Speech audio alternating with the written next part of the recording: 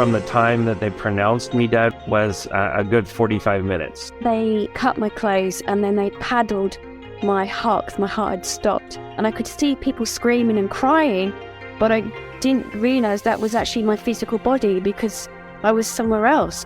The only thing that I could feel, if you can imagine, absolute love and peace. There wasn't anything else to be felt.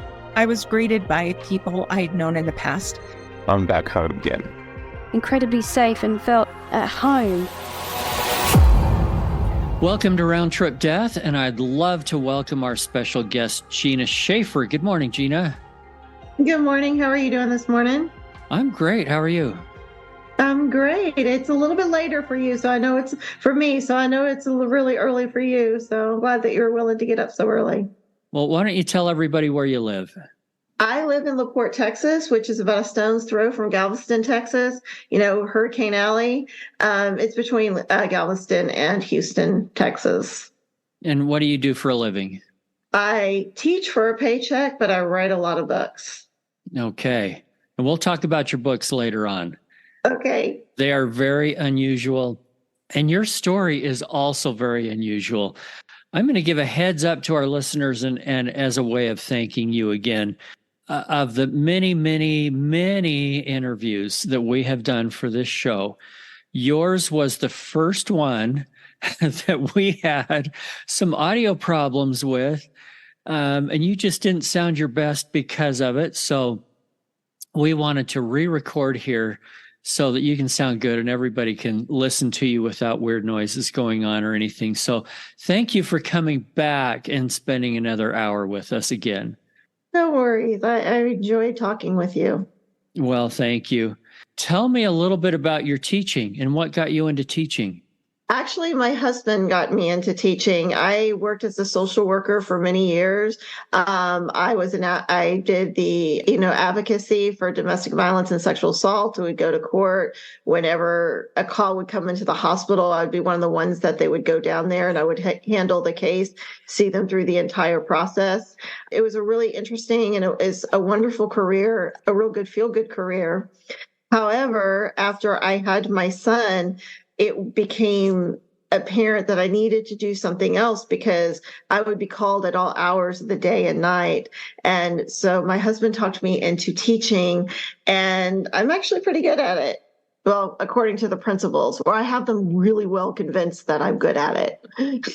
What do you teach?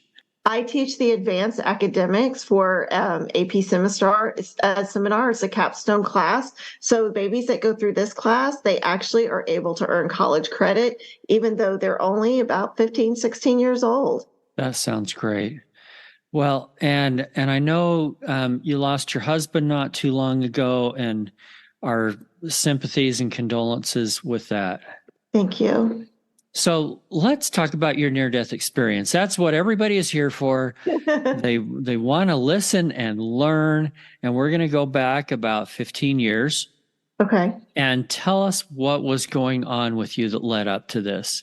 I actually, believe it or not, I've had two, but the one where that was about 15 years ago, I was hemorrhaging, and I losing a whole bunch of blood, more blood than you can even imagine.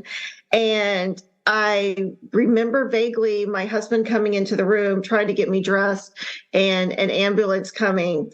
I do not remember the ambulance ride. I barely remember the hospital, but what I remember the most was not being in my body. At some point in between arriving at the hospital and looking up at my husband who was crying, he was being informed that they were trying to revive me.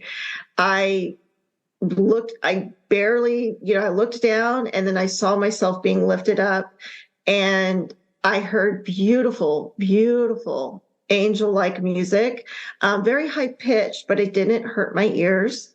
It was like walking into bubbles of iridescence, pinks and purples. There were some shadows. There was a few people that I recognized, but I remember feeling this incredible warmth and this incredible love and the brightness that it's something that I would love to go back to. It was just so extreme. I didn't know at that point when I was being lifted, I didn't know what was happening around once that I had, I guess, ascended. I did speak to a medium one time who actually was trying to figure out what was going on. And she was the one, she's like, you went all the way up to the fifth realm. And she asked me if I had special gifts, which it was kind of obvious because I was surrounded by what she could tell seemed to be loving spirits. And that's actually what led me into paranormal investigation, because she was, okay, you've got some talents. This is going to be very, very extreme because it's going to have a long lasting effect.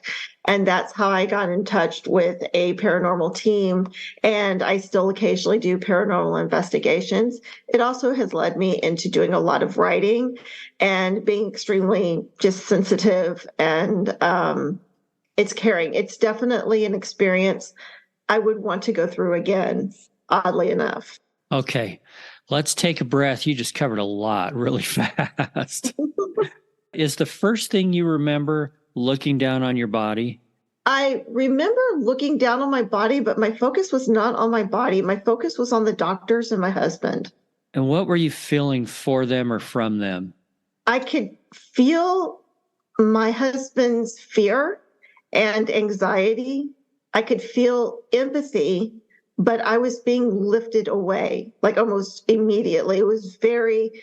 It seemed like a long period of time, but it really wasn't, because I wasn't hovering over them for very long. I was taken up pretty quickly. I know they say, well, sometimes you wander around, and I even think my husband did for a while after when he died, but I was lifted up pretty quickly into the iridescent bubbles that I had described. Okay. I wonder why that's different for some people and others. Because, I've had some people on this show that say, I was up in the corner of the hospital room and I watched them doing this A, B, C, D, E before something else happened. And I don't know, sometimes I just wonder why these are all a little different. I think from what I know and from my understanding, some people ascend quicker than others. I know that I was very sick, and I know that I was anxious to leave, which I'm not exactly sure why, because my child was only 4 years old at the time. But I know that some people hang around. Some people don't let go as quickly. For whatever reason, I was letting go more quickly. As far as, like I said, I saw briefly, what was going on, but I wasn't hanging around. I wasn't looking at a corner. I know that they were trying to revive me. I know that they were pumping in more blood into me because my blood was being drained from my body. It was like they were trying to put it in and it was coming out as quickly. However, with me, it was like almost just like had tunnel vision, like I just could feel myself being lifted up. And before I could even say or do anything, I was in like this cloud-like existence. You mentioned the beautiful music. Yes. Is there any way you can describe that more? Angelic. I've only heard it one other time, and that's actually when I was doing a paranormal investigation. And I always, whenever I go into any type of investigation whatsoever, I pray. I ask for God's protections. I ask for the angels' protections. And I remember one time, because we were recording the prayer, and the voices came through that said, "We are here." And it was almost musical. That is the only other time that I've heard it, but it was very high-pitched, choir-like, almost like there was bells within the music. But it was even though it was kind of inaudible, it was just these beautiful voices, almost like they were greeting me up. I'm trying to picture that. I wish you could say, oh, well, Beethoven's 13th or whatever sounded similar, but because I don't have a reference for that. There is no reference. It was just this very welcoming, almost like when I was being lifted up, it was like almost something was just opening up. I did see the bright lights, but I still was more surrounded in these lavenders and purples and pinks. And I just felt myself being drawn, wanting to go closer and closer to it. what got me was it was very high pitched. I do not like high pitched noises at all. And yet it did not hurt my ears. I felt no pain. I just felt love, and I felt very light. And I like that too, because I've had some people tell me that a similar thing to what you're saying with ears, they had experience with their eyes, where the light was so bright, yet it didn't hurt their eyes at all. They were able to look right into it. It wasn't like looking at the sun. Yes, I was able to look right into the bright lights. Did not, and it didn't hurt. My eyes were wide open, but I didn't get close enough. I was going closer towards the bright lights again, because that's where the music was coming from, but I just didn't make it all the way through. I think that God had a different plan for me. Tell me more about the bright lights. Was this one, or was this a whole bunch of them? It felt like one. I'm not saying that it was a whole bunch of them, but if it was a whole bunch of them, they were collaged together, because it seemed just like one big, and it wasn't even like a spotlight. It was just huge, like it was opening up. I could see it through the distance. Okay. Again, I'm trying to envision all of this. It's fascinating.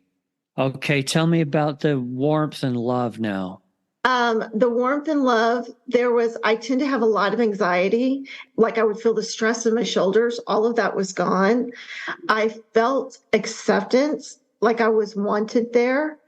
I've gone into haunted places where I've like felt depression, or, when you have anxiety, or you're hurting, or you're scared, you get that feeling on your chest. There was none of that there. It was as if, I was just being enclosed.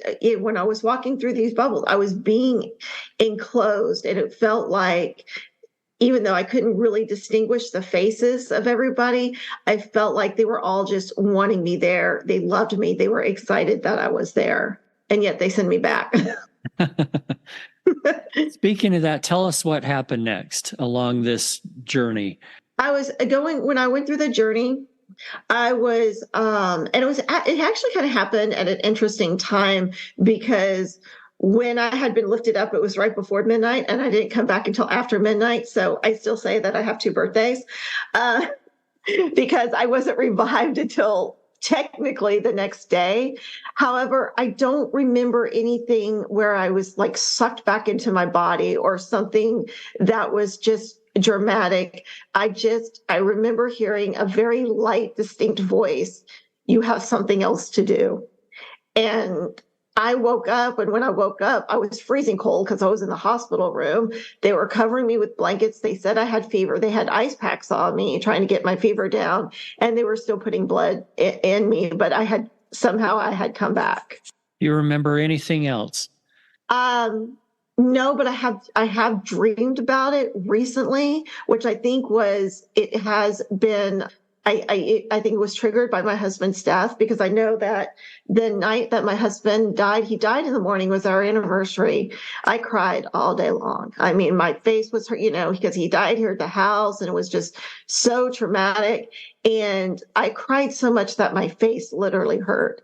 I did not fall asleep until the wee hours of the morning.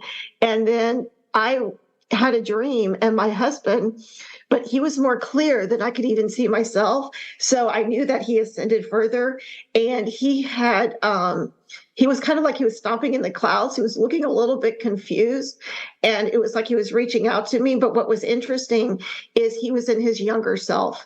He was dressed the way that I seen him when I first met him. I'd been with him for 30 years. He was completely in his prime.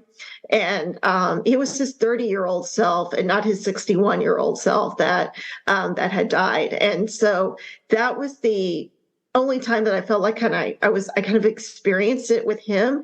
Except for him, it was much more clear.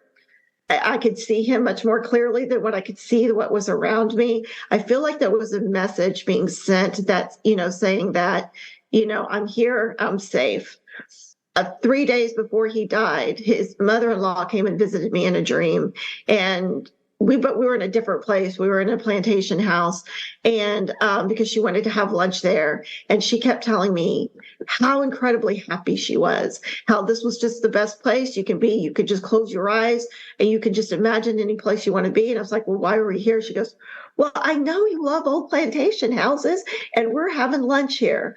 And there was like croissants and things, but she just kept saying, don't worry, it is so wonderful here. So I felt like that was a message from beyond. Of course, I'm still upset that he's gone. I'm still crying that he's gone. But again, I know that he was accepted with warmth and love. It's proof to me heaven is real. Now, when I saw him, though, I didn't see the bright light.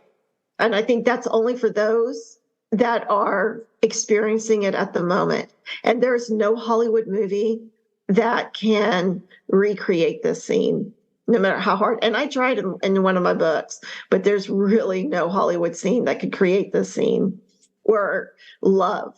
So there's a term for, I don't know the exact definition, but when we are around someone when they pass and we have some kind of shared experience, spiritual experience with them, it's known as a shared death experience. Mm-hmm. So there's NDEs and STEs, and this would be an SDE. We have to be careful how we say that. And so that's cool that you got to have an experience like that as well.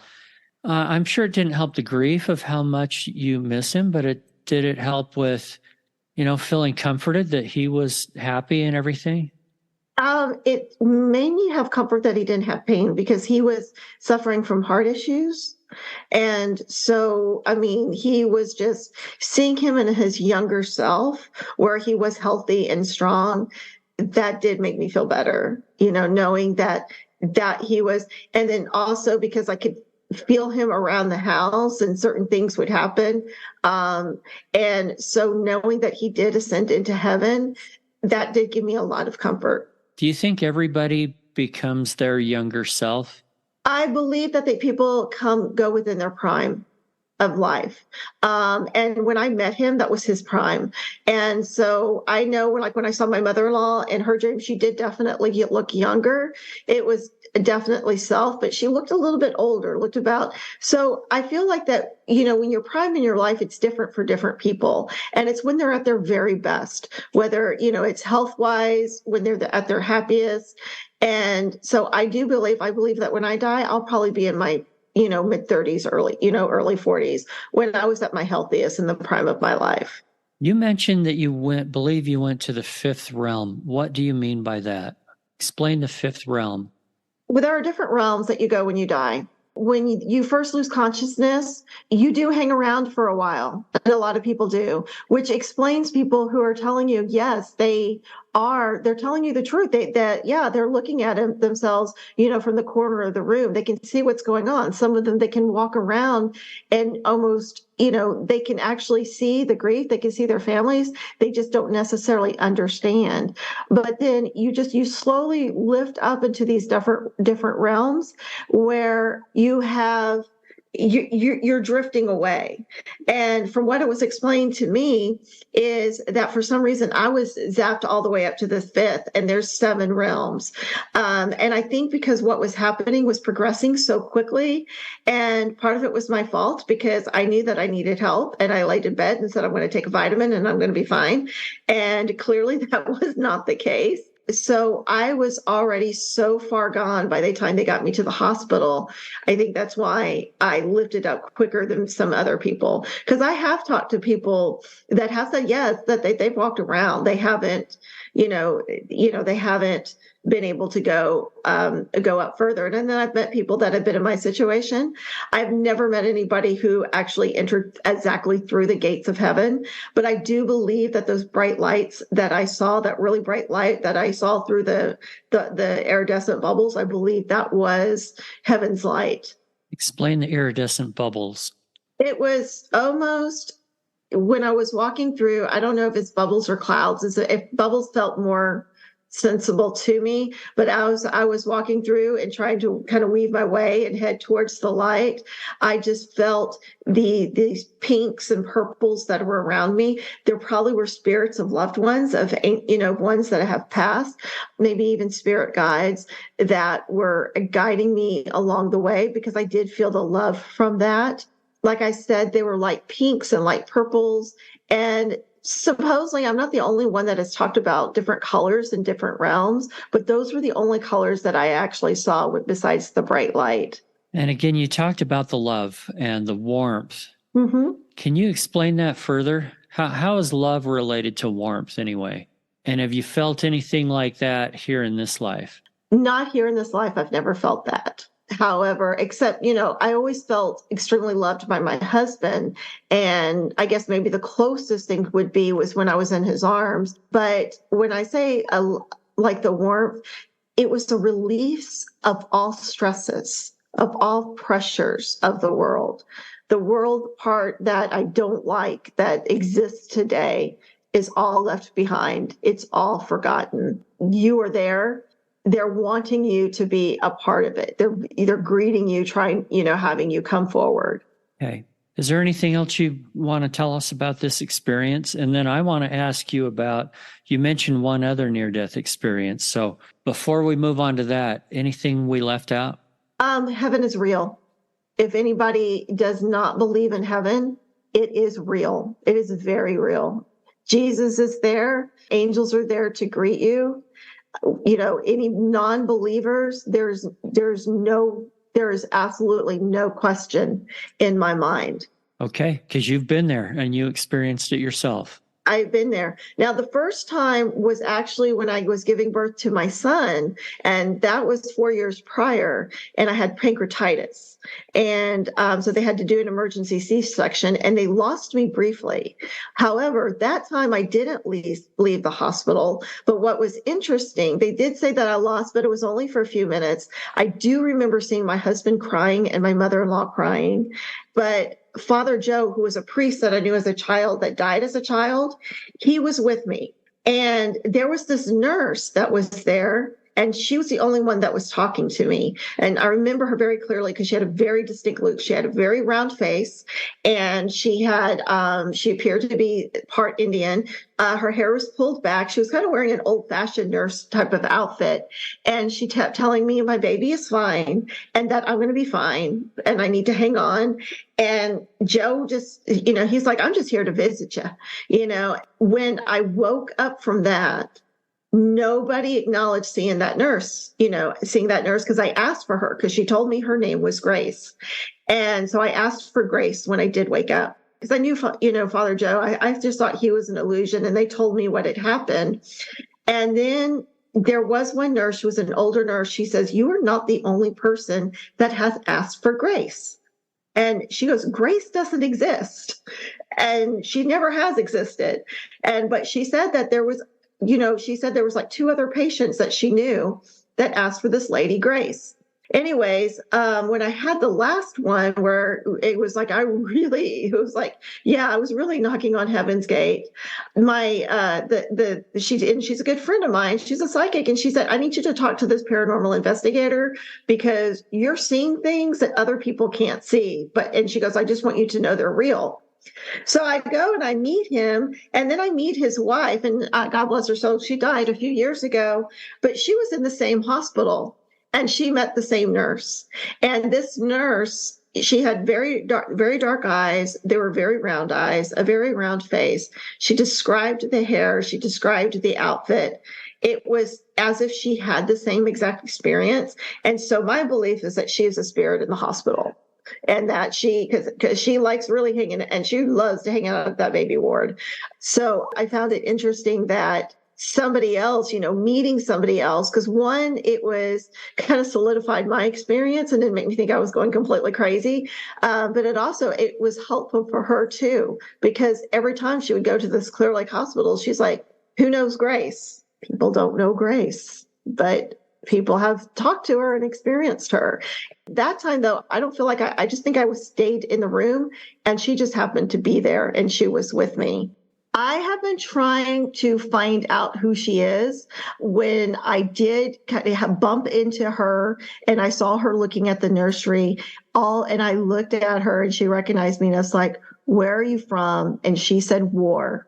Now, the area that I live in, Battleground Estates, the war of the Battle of San Jacinto actually happened here, and so there were some civil wars in this area. So my thought process, and because I can tell that she definitely has some Indian blood, is that she may have been from a battleground or something. Perhaps that she was helping there, and maybe that's why nobody has any access to her. So I have gone through records, because even though most of my books, with the exception of Pied Piper's Prince, where it's loosely based off a true story, I do a lot of research and about different people that actually existed. And so I have been trying to find out who Grace is, especially since I'm not the only person that has experienced her. And when people talk, because the first thing I'll do is I'll okay, explain to her, and they'll tell me certain details that I have never released.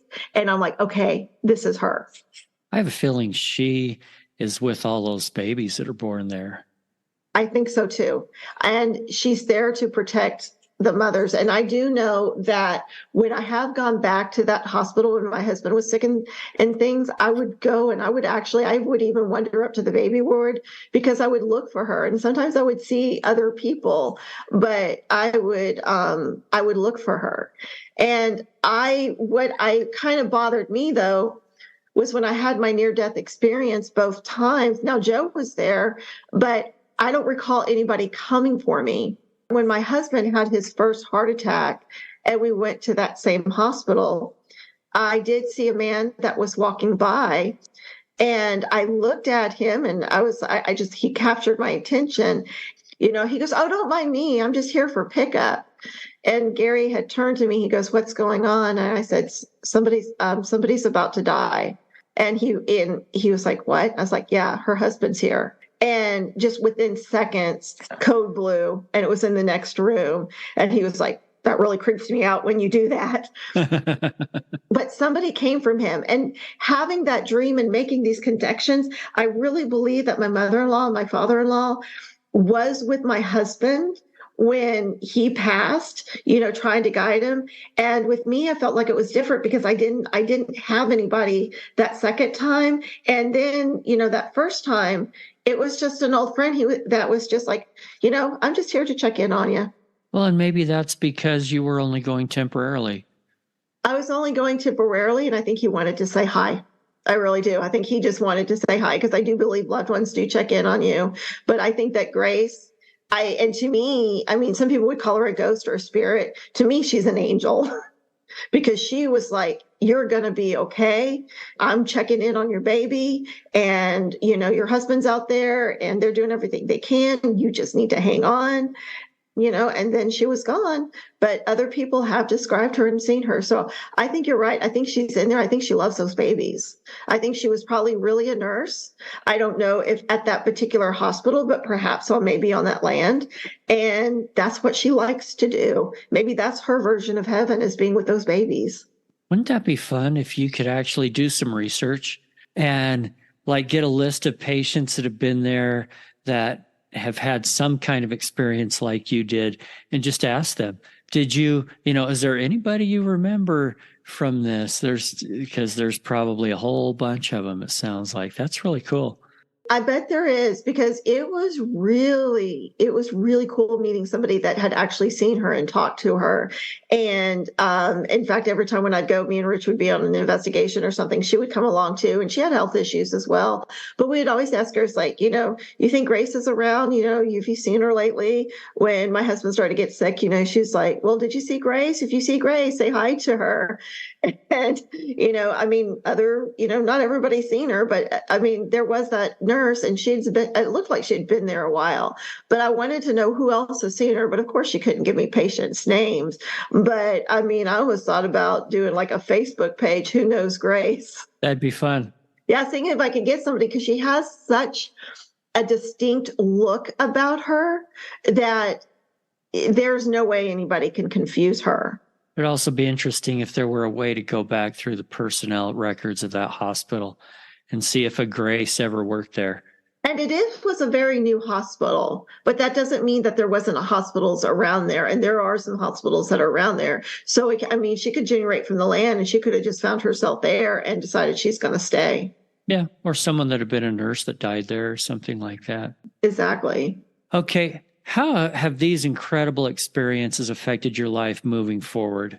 Well, I'm a writer, and I've always been a writer, but I write paranormal, of course, paranormal and supernatural books.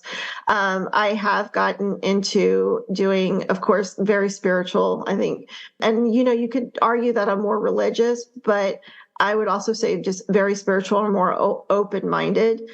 I incorporate a lot of my experiences, and I realize that a lot of my experiences are real and that I can prove them. Interesting enough is when I go visit and I do investigations, out of all my friends or the people that I work with, I'm the one that gets the clear pictures. I mean, I've even had ghosts like say, "Hey, take a picture of me. I'm right here." We were at this one place. My husband was with me, and he saw me, and he saw me kind of looking at me. He goes, "What are you doing?" I was like, "There's this kid here. He's funny." He's like, "What?" And the kid was like, and so I took a picture of him and I showed him to my husband. My husband just kind of looks at the direction. He's like, "Nice to meet you," and just kind of walks off. But I feel like in a way I've always had experiences as a child, and I've always been able to explain things and describe people that I wouldn't have any knowledge of. It kind of creeped out my parents, but I feel like that after these experiences, I've become more insightful, more aware, and it has also made me want to be a better person. It makes me want, when I write my books, there's a lot of good and evil, but evil is always, there's always that battle and good always wins. And I've even had people, even one producer that says, "I don't want to know what to do with this because I want to sell it as a thriller, but it's almost a religious book." And I would argue and say, you have to have good to fight evil. You have to have the holy to fight the demons. So I feel like that has inspired me. And when I go back and reread, because sometimes I sit and write and I have no idea what's spewing out of my mouth or as I'm writing until it comes down, I realize that I've created some really beautiful messages within those pages that I've had readers that will contact me through my website, through my Instagram, through, Facebook saying, "Hey, I read this book and this was really introspective. This really made me think of this. This really made me think of that." And some of my books, they're scary because that's what I write. I write horror. And I know, especially Sharon's last call, I've had people, strangers, even one guy from Australia, saying, "Hey, this made me want to be a better person. I can relate to this character. I am this person." Even with Tinny Haw, I've had, a woman that came and approached me. She was like, this book caused me to want to go ahead and go to a battered women's shelter and get some help because I am this character. And I feel like that those messages, I always had it in me, but I feel like the experiences had made me want to fight more to get that message out there, that there's good out there, that there's love out there, that there is a God, that there is heaven, and that there is a place for all of us. This show is not about paranormal investigation, but I have to ask you a couple of questions. And I'm sure some people listening believe in them, some people don't. That doesn't matter. Tell me about what is a paranormal investigation and what are you trying to do or prove or learn? A lot of times it is somebody's having disturbances in their homes.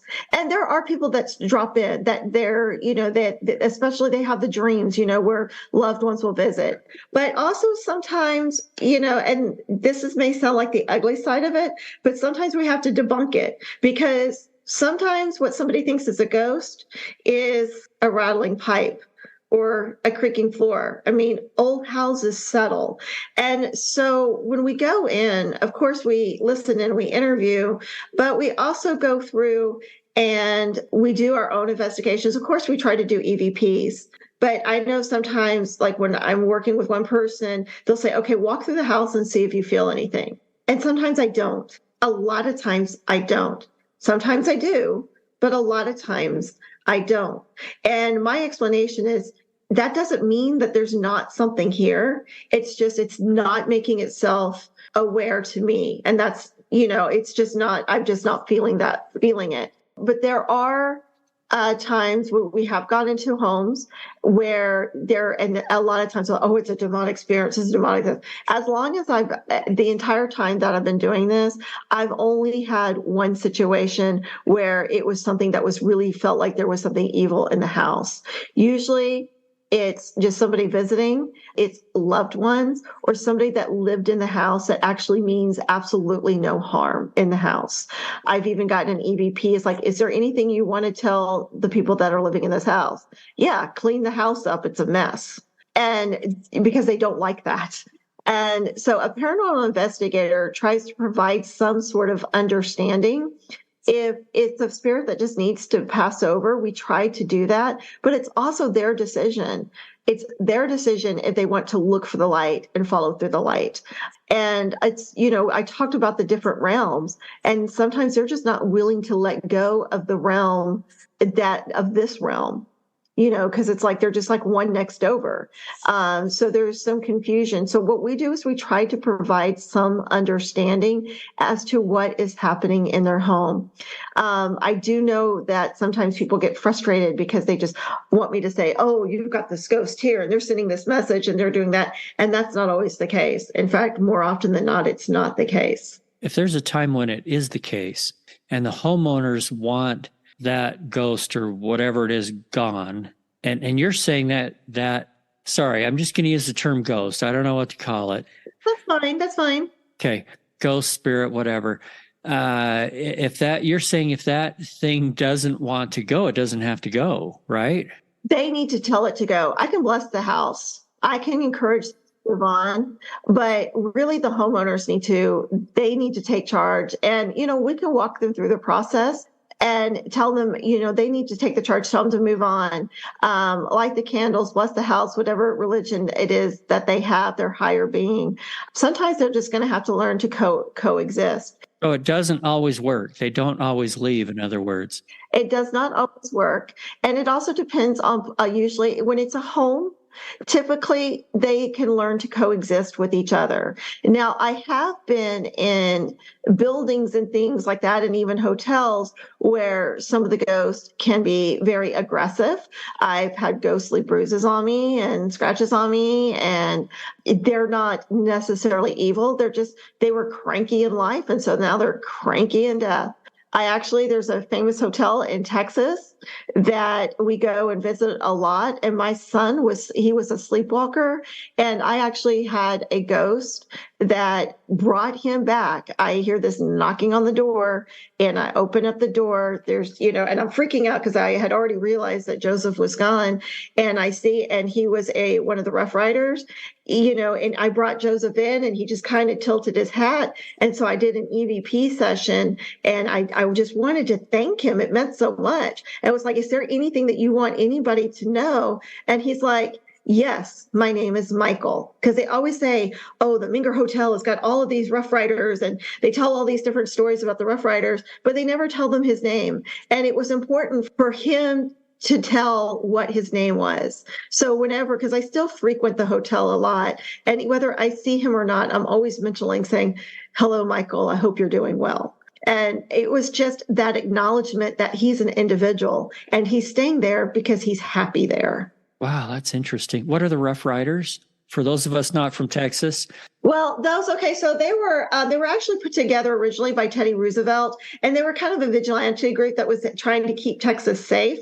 So they were just a group of soldiers that was helping protecting the area from Indians and any other type. And they had their nice little uniforms and things like that. And they were all friends with Teddy Roosevelt, because Teddy Roosevelt actually frequented this hotel quite a bit. And supposedly there's quite a few of them that are there. However, these guys, they were there to protect the peace. They weren't really police officers, but they kind of saw themselves as police officers. They were like soldiers, like vigilante soldiers, but they were good guys. That's interesting. How do people find your books if they want to read them? A lot of times, again, they can just go through Amazon, GinaLinnell.com. My books are available through my website or any online bookstore. Okay. And how would you describe them again? They're horror what? Probably paranormal horror. are they're with supernatural. Not all of them really fall into the thrillers. Depends on what book. If they want something really scary, they probably want to read the Tenny Hall series. If they want something more spiritual but still has a supernatural realm, they'll want Sharon's Last Call, and that is about people that are in a realm of death that are waiting to determine if they're going to cross over to their destination or if they're going to come back to life. Well, I've never been to a library and seen a paranormal horror section. So thank you for explaining. I know that my local library, they usually just display them, but I know that some of the books they have actually put in the thriller sections, mystery thrillers, and then, like one of the keywords that would be paranormal. Okay. All right. Before we wrap up, I know you have some good positive things that we can come back to after talking about some of this in houses and hotels and things. What message do you want to leave with everybody? Heaven is real. People are loved, and they have nothing to fear. And you have no fear of death? No, not at all. How do people get to a point where they have no fear of death if they haven't had an experience like you have? Faith in God. All right, Gina, thank you so very much for being with us again. You're welcome. Thanks again for listening and sharing this podcast. If you've had a round-trip death experience, we would love to hear from you. Send an email to eric@roundtripdeath.com. Until then, I wish you everything good that you're looking for in this life and the next.